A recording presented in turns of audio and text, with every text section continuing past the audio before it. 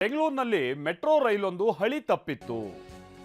ಟಿವಿ9ಗೆ ಅದರ exclusive photo ಲಭ್ಯ ಆಗಿದೆ. ಮೆಟ್ರೋ ರೈಲೇ ಇಲ್ಲಿ ಹಳಿ ತಪ್ಪಿತ್ತು. ಏನ್ ತಮಾಷೆನಾ ಮೆಟ್ರೋ ರೈಲ್ ಹಳಿ ತಪ್ಪೋದು ಅಂತ ಅಂದ್ರೆ.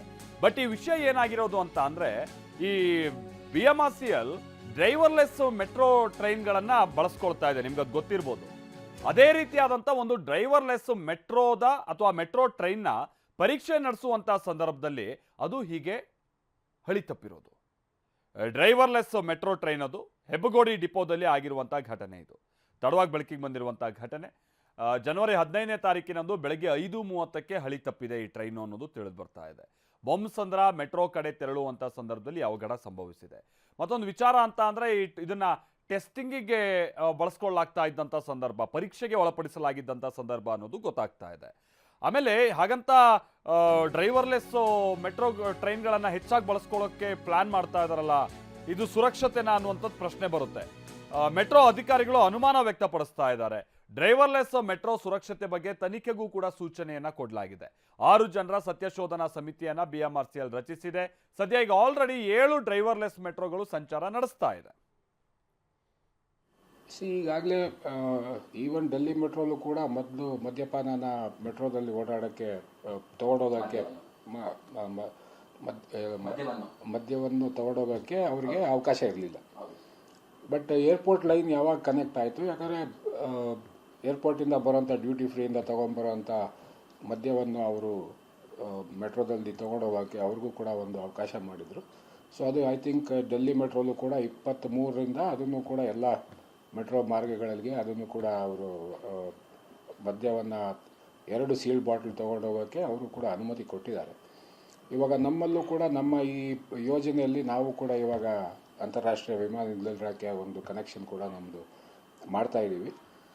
ಆ ಸಂದರ್ಭದಲ್ಲಿ ಕೂಡ ನಾವು ಇದರ ಬಗ್ಗೆ ಚರ್ಚೆ ಮಾಡಿ, ಅಲ್ಲಿರೋರ ಜೊತೆಗೂ ಕೂಡ ಚರ್ಚೆ ಮಾಡಿ ಇದರ ಬಗ್ಗೆ ಒಂದು ನಿರ್ಧಾರ ತಗೊಳ್ಳೋದಕ್ಕೆ ಕಿರಣ್ ನಮ್ಮ ಪ್ರತಿನಿಧಿ ಇದಕ್ಕೆ ಸಂಬಂಧಪಟ್ಟಂಗೆ ಡೀಟೇಲ್ಸ್ ಅನ್ನ ಕೊಡ್ತಾರೆ. ಕಿರಣ್, ನಾವಿಲ್ಲಿ ಅವ್ರು ಈ ಮದ್ಯದ ವಿಚಾರವಾಗಿ ಮಾತನಾಡ್ತಾ ಇರೋದೇನೋ ಕೇಳಿಸ್ಕೊಳ್ತಾ ಇದ್ವಿ. ಬಟ್ ಈ ಟ್ರೈನ್ ಹಳಿ ತಪ್ಪಿರೋದು ವಿಚಾರ ಇದೆಯಲ್ಲ, ಇದು ಎಷ್ಟು ಸೀರಿಯಸ್ ಆಗಿ ತೆಗೆದುಕೊಂಡಿದೆ BMRCL?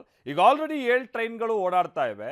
ಅದ್ರ ಸುರಕ್ಷತೆ ವಿಚಾರವಾಗಿನೂ ಕೂಡ ಈಗ ಒಂದು ರೀತಿ ಆತಂಕ ಸಹಜವಾಗಿದೆ. ಈ ಟ್ರೈನ್ ಹಳಿ ತಪ್ಪಿರೋದನ್ನ ನೋಡಿದ್ರೆ ಏನ್ ಕತೆ ಕಿರಣ್? ಹೌದು ಮಾಲ್ತೇಶ್, ಕಳೆದ ತಿಂಗಳು ಜನವರಿ 15ನೇ ತಾರೀಕು ಬೆಳಗ್ಗೆ 5:30 ಸುಮಾರಿಗೆ ಹೆಬ್ಬಗೋಡಿ ಡಿಪೋದಿಂದ ಬೊಮ್ಮಸಂದ್ರ ಮೆಟ್ರೋ ಸ್ಟೇಷನ್ಗೆ ಹೋಗ್ತಿದ್ದಂತಹ RV Road ಬೊಮ್ಮಸಂದ್ರ ಅಂದರೆ ಯೆಲ್ಲೋ ಲೈನ್ ಮಾರ್ಗ ಏನಿದೆ ಅದರಲ್ಲಿ ಸಂಚಾರ ಮಾಡ್ತಿದ್ದಂತಹ 3ನೇ ರೈಲ್, ಅಂದರೆ ಟೆಸ್ಟಿಂಗ್ನಲ್ಲಿ ಇದ್ದಿದ್ದಂತಹ ರೈಲು ಈ ಥರದ್ದು ಏನಾರು ಒಂದು ಆಗಿದ್ದರೆ ಮೆಟ್ರೋ ಅಧಿಕಾರಿಗಳು ಟೆಸ್ಟಿಂಗ್ ಮಾಡ್ತಾ ಇದ್ವಿ, ಹಾಗಾಗಿ ಇಂಥದ್ದೊಂದು ಅವಘಡ ನಡೆದಿದೆ, ಹಾಗಾಗಿ ಇಂಥದ್ದೊಂದು ನಡೆದಿದೆ ಅನ್ನುವಂಥದ್ದು ಹೇಳ್ಬೋದಾಗಿತ್ತು. ಆದರೆ ಇದು ಟೆಸ್ಟಿಂಗ್ ಮಾಡ್ತಿದ್ದಂತಹ ರೈಲಲ್ಲ, ಪ್ರಯಾಣಿಕರನ್ನ ಹೊತ್ತು ಸಂಚಾರ ಮಾಡ್ತಿದ್ದಂತಹ 3ನೇ ರೈಲು ಇಂಥದ್ದೊಂದು ಹಳಿ ತಪ್ಪಿರುವಂತಹ ಘಟನೆ ಕಳೆದ ತಿಂಗಳು ನಡೆದಿರುವಂಥದ್ದು. ಈ ನಿಟ್ಟಿನಲ್ಲಿ ಈಗಾಗಲೇ BMRCL ಅಧಿಕಾರಿಗಳು 6 ಜನರ ಸತ್ಯಶೋಧನಾ ತಂಡವನ್ನು ಕೂಡ ರಚನೆ ಮಾಡಿರುವಂಥದ್ದು. ಕಾರಣ ಏನಂತ ಹೇಳಿದ್ರೆ, ಮಾಲ್ತೇಶ್ ತಾವು ಕೂಡ ಹೇಳ್ತಾ ಇದ್ರಿ, ಈ ಒಂದು BMRCLನಲ್ಲಿ ಮೊದಲ ಬಾರಿಗೆ RV Road ಬೊಮ್ಮಸಂದ್ರ ಮಾರ್ಗದಲ್ಲಿ ಡ್ರೈವರ್ಲೆಸ್ ರೈಲುಗಳನ್ನು ಪರಿಚಯ ಮಾಡಿದ್ರು. ಸದ್ಯ ನಮ್ಮ ಮೆಟ್ರೋದ RV Road ಬೊಮ್ಮಸಂದ್ರ ಮಾರ್ಗದಲ್ಲಿ 8 ರೈಲುಗಳು ಈಗಾಗಲೇ ಬಂದಿರುವಂಥದ್ದು. ಅದರಲ್ಲಿ 7 ರೈಲುಗಳು ಸಂಚಾರ ಮಾಡ್ತಿದ್ರೆ, 8ನೇ ರೈಲು ಕೂಡ ಈಗಾಗಲೇ ಟೆಸ್ಟ್ ಮಾಡ್ತಾ ಇರುವಂಥದ್ದು. ಅದರಲ್ಲಿ 3ನೇ ರೈಲು ಹಳಿ ತಪ್ಪಿರುವಂತಹ ಘಟನೆ ನಡೆದಿರುವಂಥದ್ದು. ಆ ಹಿನ್ನೆಲೆಯಲ್ಲಿ ಈಗಾಗಲೇ ಕೂಡ ದೊಡ್ಡ ಮಟ್ಟದಲ್ಲಿ ಆತಂಕವನ್ನು ಕೂಡ ಈಗಾಗಲೇ ರೈಲ್ವೆ ಅಧಿಕಾರಿಗಳು ವ್ಯಕ್ತಪಡಿಸ್ತಾ ಇರುವಂಥದ್ದು. ಕಾರಣ ಏನು ಅಂತ ಹೇಳಿದ್ರೆ, ಇದು ಏನು ಬೊಮ್ಮಸಂದ್ರದ ಡಿಪೋ ಏನಿದೆ, ಡಿಪೋದಿಂದ ಹೆಬ್ಬಗೋಡಿ ಕಡೆಗೆ ಹೋಗ್ತಿದ್ದಂತಹ ಸಂದರ್ಭದಲ್ಲಿ ನಡೆದಿರುವಂಥ ಘಟನೆ. ಮೇನ್ ಲೈನ್ ಅಂದರೆ ಎಲಿವೇಟೆಡ್ ಕಾರಿಡಾರ್ ಅಲ್ಲಿ ಏನಾದ್ರು ಇಂಥದ್ದೊಂದು ಹಳಿ ತಪ್ಪಿದ್ದಾಗಿದ್ರೆ ಸಾವಿರಾರು ಪ್ರಯಾಣಿಕರು ಟ್ರೈನ್ನಲ್ಲಿ ಇರ್ತಾ ಇದ್ರು, ತುಂಬ ದೊಡ್ಡ ಮಟ್ಟದಲ್ಲಿ ಅನಾಹುತ ಆಗ್ತಿತ್ತು ಅನ್ನುವಂಥ ಒಂದು ಆತಂಕವನ್ನು ಕೂಡ ವ್ಯಕ್ತಪಡಿಸ್ತಾ ಇರುವಂಥದ್ದು. ಆ ನಿಟ್ಟಿನಲ್ಲಿ ಈಗಾಗಲೇ ಕೂಡ ತಂಡವನ್ನು ರಚನೆ ಮಾಡಿರುವಂಥದ್ದು. ಆ ಅಧಿಕಾರಿಗಳು ಏನು ಒಂದು ವರದಿಯನ್ನು ಕೊಡ್ತಾರೆ ಅಂದರೆ ಎಷ್ಟರ ಮಟ್ಟಿಗೆ ಸೇಫ್ ಡ್ರೈವರ್ಲೆಸ್ ರೈಲುಗಳು ಅನ್ನೋಂಥ ವರದಿಯನ್ನು ಕೊಡ್ತಾರೆ.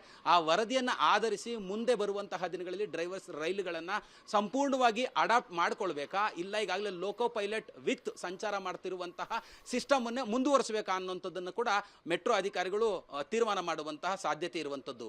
Maltesh, thank you Kiran.